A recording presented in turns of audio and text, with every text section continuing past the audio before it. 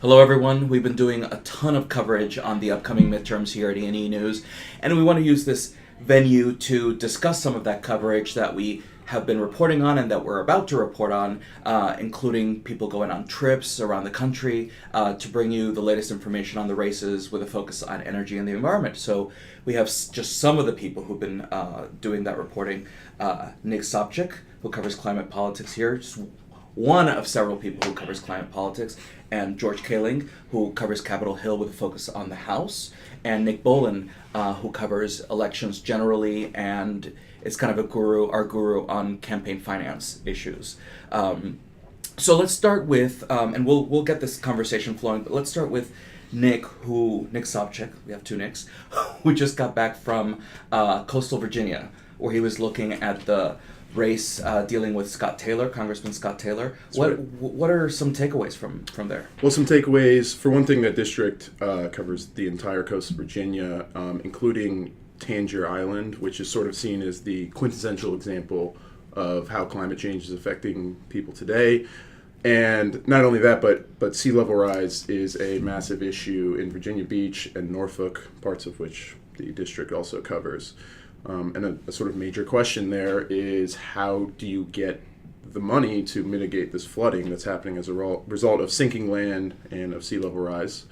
And Scott Taylor is on the Appropriations Committee, and so that is a big selling point for him. It's also a district that's heavily reliant on the military. There's lots of bases and installations in the area, and so that's big. But at the same time, the environmental groups have put a lot of weight behind his opponent, Elaine Luria, who has got an endorsement from the League of Conservation Voters. They just announced a $300,000 TV ad campaign today, actually, for her, and she's also one of the top candidates for 314 Action, the group that promotes scientists. She's a nuclear engineer with a background in the Navy, and she is sort of the quintessential Democratic candidate. Actually, I would say she's a woman and a scientist, a cycle in which there have been sort of record numbers of both running. And so, and then there's another wild card in this race, which is Scott Taylor. Some of his staffers were allegedly involved in forging signatures on a petition to get a third-party candidate on the ballot in order to siphon votes from Elaine Luria. So there's sort of a lot of factors, and it's one of Virginia's most competitive House races, and it's certainly going to be interesting to see how climate politics play in that moving forward. But we were talking yesterday about the race, getting ready for you to write the story, which is coming out in the next couple of days, is that even though climate change is a big deal there, the Democrat, she's not running only on green issues or even mostly on green issues, and the race may not even hinge on that. Yeah, it's a sort of a purple district, so it's not a place where you're going to win by saying we need to reduce emissions immediately, we need to get to zero emissions in 5 years, or anything like that. And in fact, a lot of her focus has been on healthcare. There's a lot of veterans who she has been hoping to capture, as well as a pretty significant African American population in Virginia Beach who she's been hoping to get as well, to come out based on healthcare issues. I think the green issues will be a big factor. I mean, the first debate, well, it wasn't really a debate, it was a candidate forum, but the first sort of event with both candidates in the race last week was at the Chesapeake Bay Foundation and entirely focused on Chesapeake Bay issues, sea level rise, and aquaticulture issues. And that's in terms of Nick Bowlin. How does that sound when it comes to green races around the country? It looks like environmental groups, the League of Conservation Voters, they're putting a lot of money into multiple races, but at the same time, they're not spending all that money talking about the environment, and it looks like a lot of candidates are not, candidates where the environment matters in the districts, they're also not focusing only on the environment. Any perspective on that? Yeah, well, one of the interesting things that I think we've seen is that the LCV and green groups have done this before, but I think they're doing it more this cycle, is linking public health issues to green issues. So they just ran an ad, like a $700,000 ad in Claudia Tenney's district in upstate New York yesterday, where the ad doesn't mention climate, but does mention asthma and diabetes rates and her votes, her healthcare votes. So they're trying to tie like air pollution to asthma rates, and because the ACA votes to roll back that have been such an important part of this cycle, I think they're sort of like trying to stay with the times. And then when there's a district where there's like an obvious local issue, like Tangier Island or something, right. I think they're letting the candidates handle that themselves, exactly. But not necessarily like hammering global climate change. Exactly. And George, give me some perspective on that, because you have written 2 now iterations of our green list, where you look at all the races where energy and environment is having some role, but they're not all only about energy and the environment. Right. And I think Nick's point is well taken, that I don't think green issues are at the top of many races. If any races in the country, they're often handled as local issues, though there are distinct green issues in many races. And what we did is we went through all the competitive House races, and we found about 30 or so that where we think green issues will be prominent. Two easy examples. Jane Rohrabacher out in Southern California is perhaps Congress's leading climate denier, potential candidate to lead the House Science Committee. He's facing a real challenge, and his Democratic opponent and a lot of Democratic activists have argued, that his views on climate change are out of sync for a district that's on the coast. Then the other side of the country, in southern Florida, Carlos Capello, the leader of the Climate Solutions Caucus in Miami, he's running in a district that Hillary Clinton covered by 10 points. And he certainly stressed his credibility on the climate, his efforts to try to do something about it that's popular with voters there. So there are pockets where you see it, but I don't think it's risen to the top of many races. And Nick Sobczyk, I want to go back to you in terms of, you mentioned the Climate Solutions Caucus, that big bipartisan group of people of lawmakers who want to do something on climate change, but their ideas diverge a lot. This election might, say, cannibalize that group, might gut that group. What's... Well, to some extent, it's certainly possible. I think we did a story, not any of us, but in Climate Wire, there was a story a couple weeks ago that I think 10 of the 28 races that Cook Political Report rates as Republican toss-ups are Climate Solutions Caucus members. So certainly, yeah, there's a huge number of Republicans in that group that are considered vulnerable, might lose, and it's a little bit unclear what would happen, for example, if Curbelo, who is the co-chair of the caucus, were to lose. Although I think it would certainly survive. So yeah, but that sort of also highlights one of the criticisms of the group among green groups, environmentalists, is that it's just sort of this shield for vulnerable Republicans, and there are some Republicans in that group, certainly not Curbelo or Brian Fitzpatrick in Pennsylvania, who's a co-sponsor on a carbon tax bill that Curbelo introduced. But some of those Republicans, the criticism is that they are sort of there to boast their climate credentials without really having any climate credentials. Yeah, I think it's no secret that when you look at the numbers of that caucus, it's increased exponentially this year. It's a lot of conservative Republicans looking to sort of shore up their moderate bona fides as the election nears, and a lot of people feel like it's a fig leaf, for lack of a better term, for Republicans on environmental issues. Yeah. And George, let's stay with you. So you're heading out tomorrow, I believe, to Nevada and Arizona. What are you going to be looking for? We have two of the most competitive races in the country in Nevada and Arizona. In Nevada, you have Dean Heller, a first-term senator, being challenged by a first-term House member, Jackie Rosen. It's one of the most competitive races in the country, and in some ways, it's really a referendum.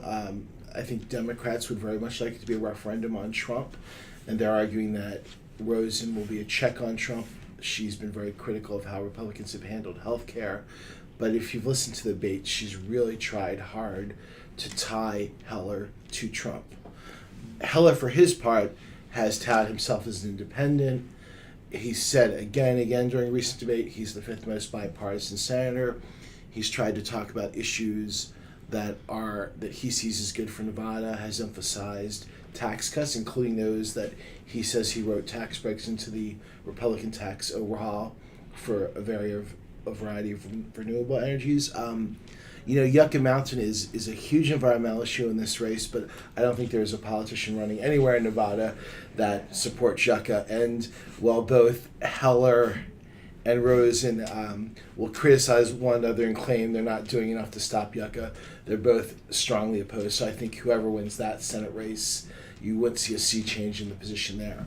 So we're going to start off in Las Vegas and then drive about 5 hours south of Phoenix Nice for a drive few there. days. And you have a very competitive race there, too. Jeff Flake, frequent Trump critic, has decided to retire. And you have two House members, female House members, relatively junior female House members, Martha McSally, a former Air Force bomber pilot, taking on Kirsten Sinema. Again, this is a race that everybody says is a toss-up. Sinema is interesting in that she is not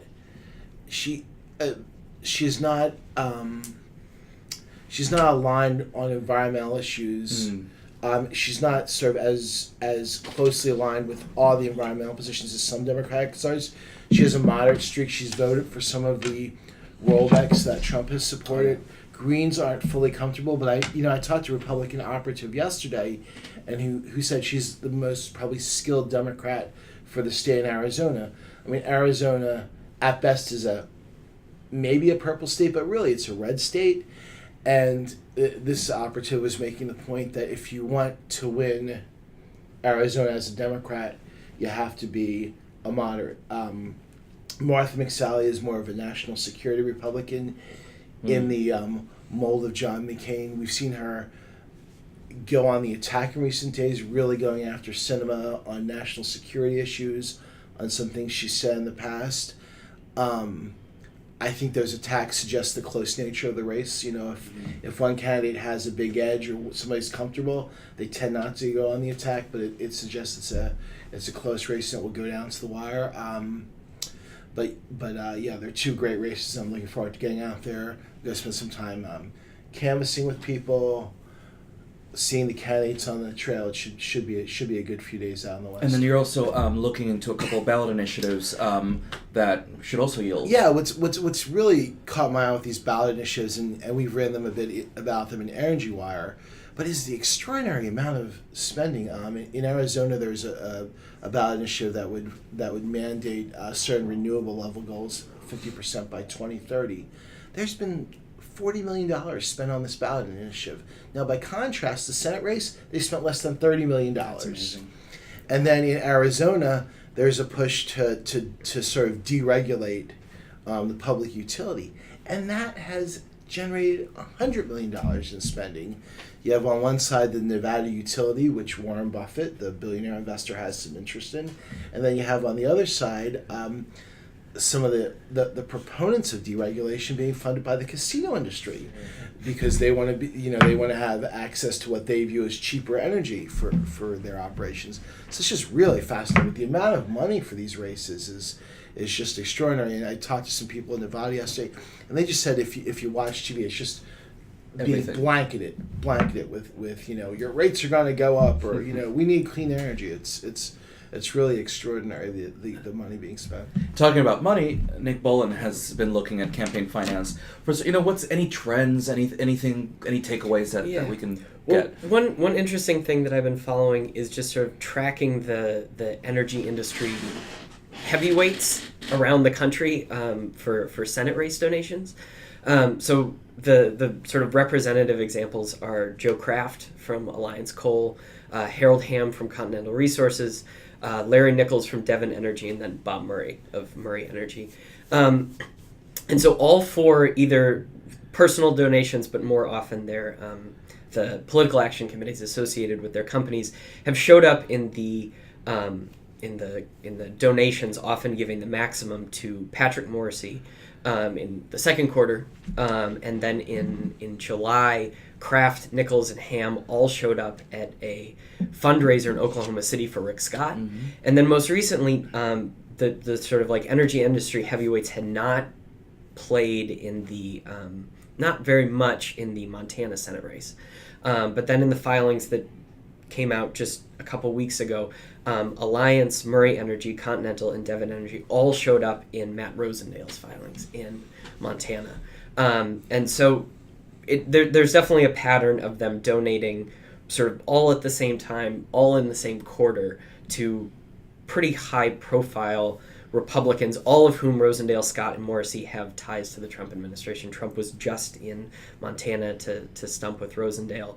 And, this is probably just examples. Kraft and Murray are famously tied to the Trump administration and were both, influential in rollbacks of environmental regulations. Is probably an example of these big energy companies tracking,